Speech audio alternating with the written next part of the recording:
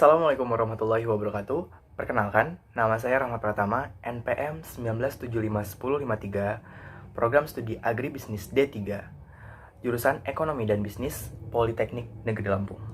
Di sini saya akan menjelaskan mengenai pupuk dan juga mengenai pupuk cair. Di sini saya akan menggunakan pupuk yaitu pupuk EM4 ataupun mikroorganisme untuk tanah.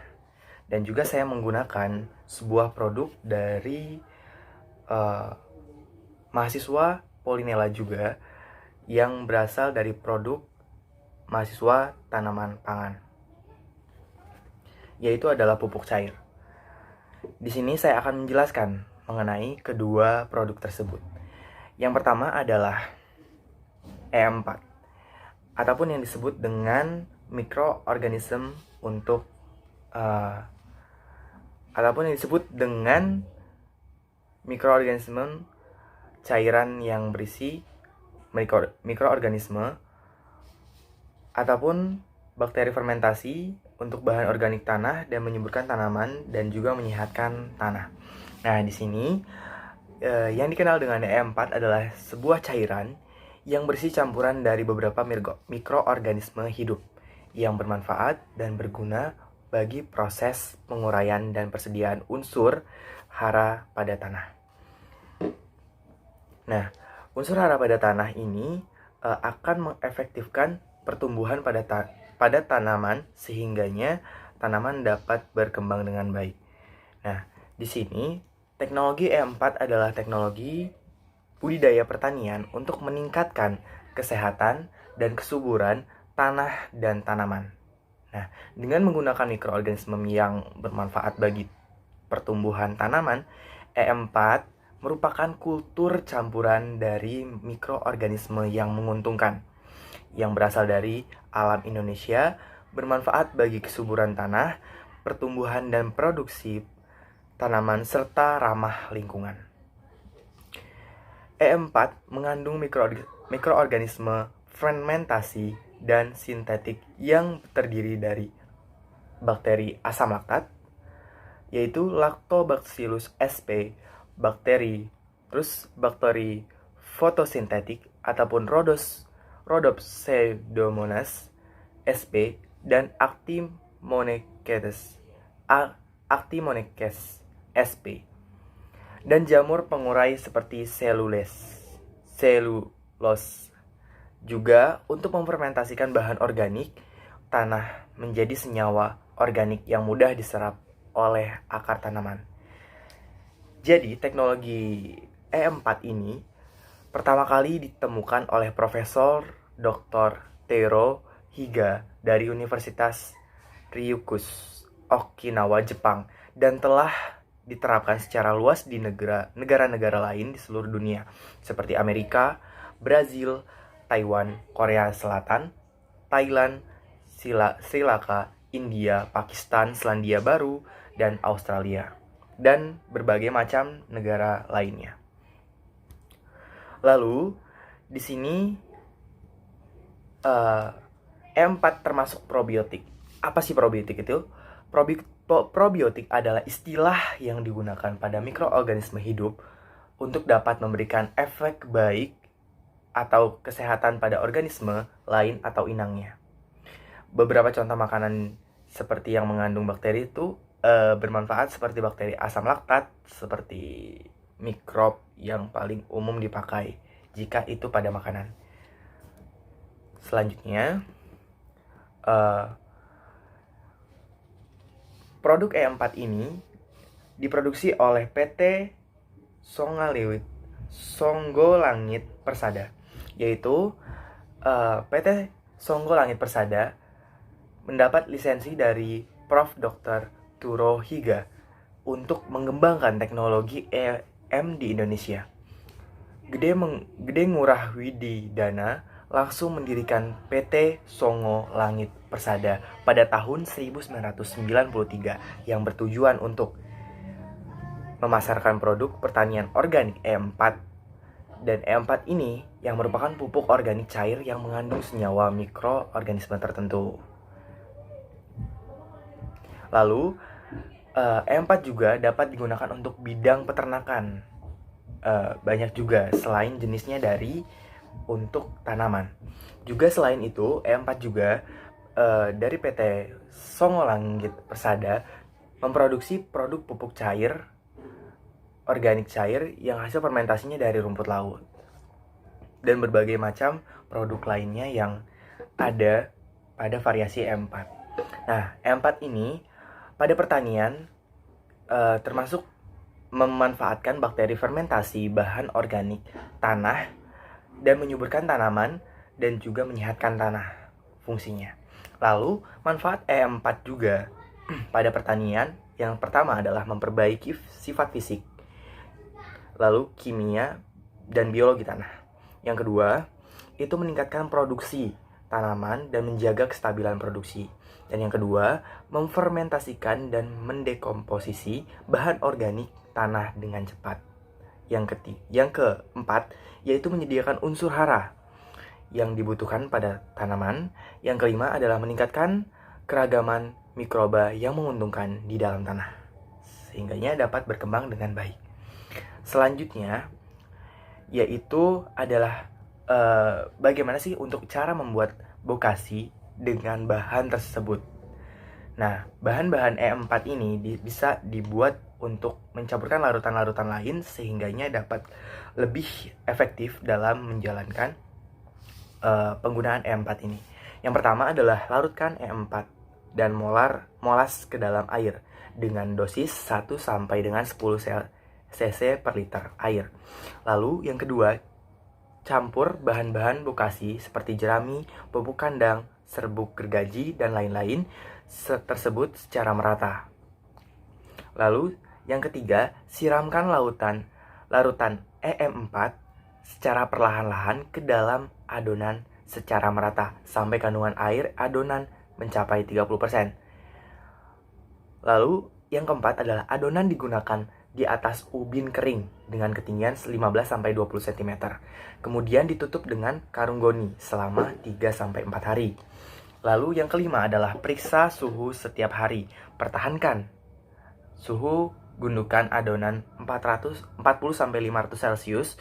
Jika suhu lebih dari 500 Celcius, bukalah karung penutup dan gundukan dibalik-balik agar suhunya turun mendekati suhu 40-500 Celcius. Kemudian ditutup kembali. Sehingganya suhu yang tinggi dapat mengakibatkan bokasi menjadi rusak karena tidak terjadi proses pembusukan. Pengecekan suhu dilakukan setiap 5 jam. Selanjutnya, yaitu adalah yang keenam, setelah 4-7 hari, bokasi telah selesai terfermentasi dan siap digunakan sebagai pupuk organik. Lalu, ada beberapa hal yang bisa diperhatikan di sini. Jika tersedia pupuk kandang lebih banyak, itu bakalan lebih baik digunakan. Maka campurlah pupuk kandang lebih banyak dari dosisnya. Lalu perbandingan pupuk kandang dan bahan organik disesuaikan dengan ketersediaannya juga. Lalu di sini ada petunjuk teknis penggunaan. Nah, di sini pertama adalah pengolahan lahan. Tebarkan EM bokasi ke lahan sebanyak 3-5 ton pada saat pengolahan lahan. Lalu persiapkan benih. Nah, persiapan benih ini direndam dengan larutan E4 dengan dosis 5-10 cc per liter air selama 30-60 menit. Kemudian dikeringkan dengan cara diangin-anginkan. Jangan sampai terkena sinar matahari langsung. Lalu, untuk persiapan stek tanaman direndam larutan EM4 per 1 liter air, yaitu 5-10 cc. Batang bagian bawah selama 4-8 jam. Kemudian batang stek ditanam di dalam tanah, di dalam pot yang sudah disediakan. Lalu yang keempat adalah penanaman. Nah, penanaman ini benih ditanam dalam lubang, kemudian disiram dengan E4 dengan dosis 5-10 Celcius. Maksudnya 10 cc per liter air. Lalu yang kelima, pemeliharaan. Nah, seminggu setelah tanam, disemprotkan E4 dengan dosis 1-2 liter per hektar yang dilarutkan dalam air 100 sampai dengan 200 liter setiap 1-2 minggu sekali pada tanah dan tubuh tanaman. Lalu yang perlu diperhatikan, jangan mencampur larutan E4 ini dengan bahan-bahan kimia seperti pupuk urea maupun pupuk-pupuk yang lainnya, sehingganya ini akan bersifat buruk bagi tanaman. Harga E4 untuk tumbuhan itu biasanya di pasaran dijual dengan harga 23.000. Selanjutnya adalah pupuk organik. Pupuk organik cair yang diproduksi oleh mahasiswa Polinela, yaitu dalam jurusan produksi tanaman pangan.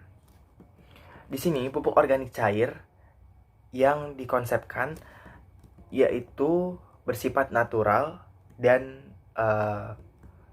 dibuat oleh Politeknik Negeri Lampung. Nah, komposisi yang ada pada pupuk organik cair ini yaitu adalah air, serasa edamame, bonggol pisang, bekatur, dan E4, juga molase dan air bekas cucian beras.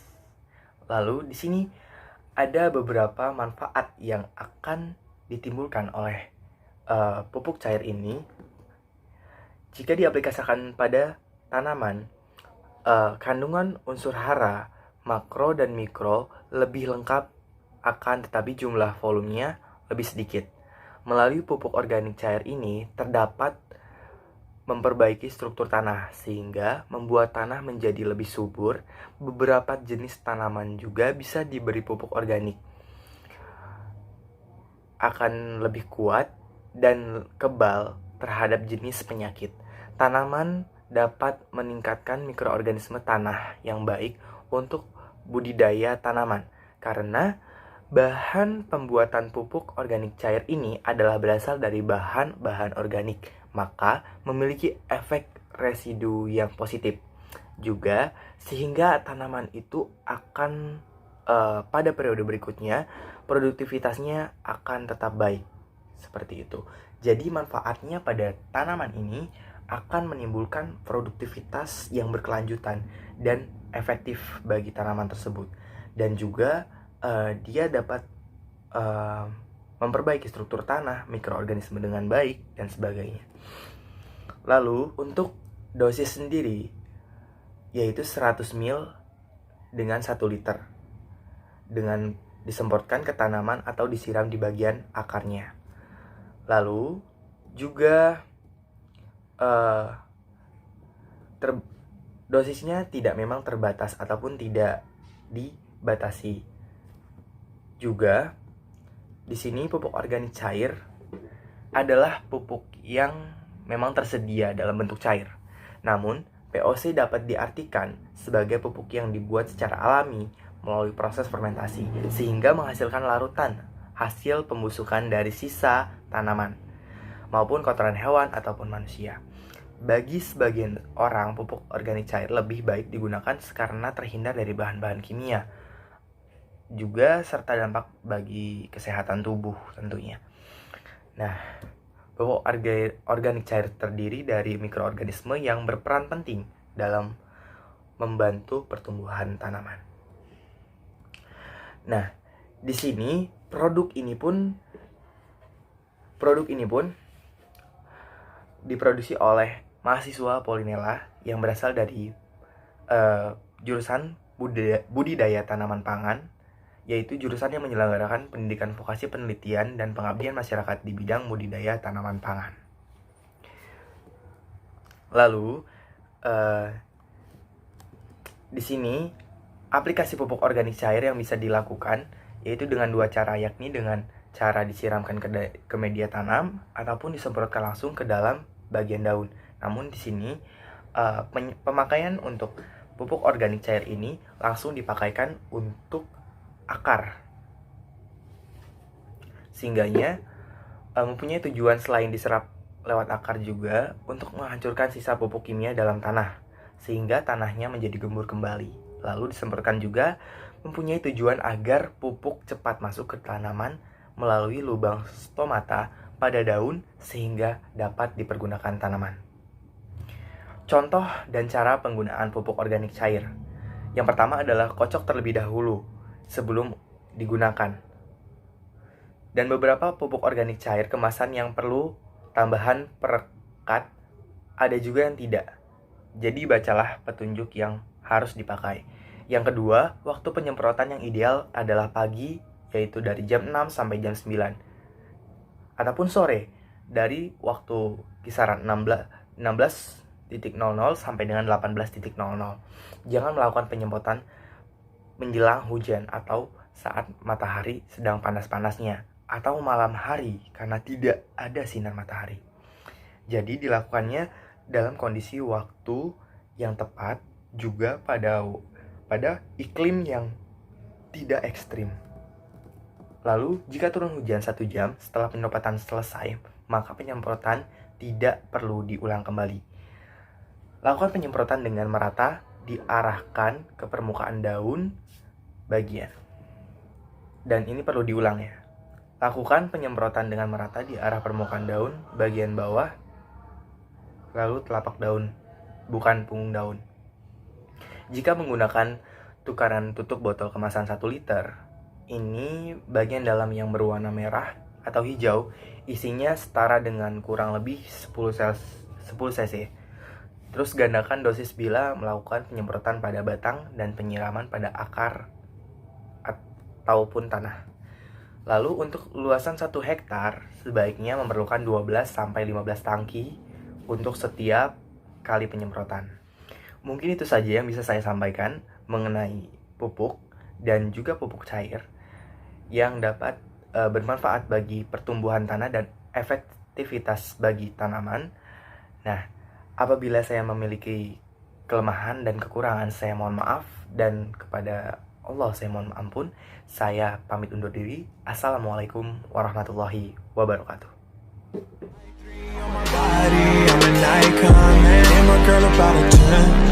I should fuck her in a Benz.